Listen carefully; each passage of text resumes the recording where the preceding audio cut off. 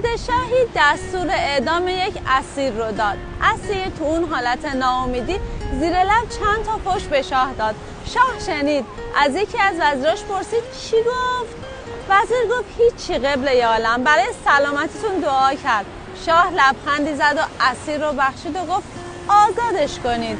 یکی دیگه از وزیرا که با اون وزیر اول دشمنی داشت زود اومد پیش پادشاه و گفت قبله عالم، وزیر داره دروغ میگه، بابا اون مرد اسیر به شما فحش داد. پادشاه گفت میدونم، خودم شنیدم، تو راست میگی، اما دروغ اون وزیر که جون یک انسان رو نجات میده بهتر از حرف راست توه که باعث مرگش میشه. آقا، خانوم، بابا این که بری پیش یکی زیرا به دیگران رو بزنی، به حرفایی که زده در موردش از هر کسی که شنیدی رو بذاری کف دستش، باعث نمیشه تو عزیزتر بشی.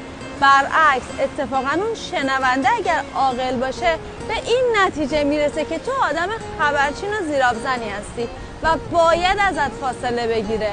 خلاصه بگم، جز راست نباید گفت، هر راست نشاید گفت.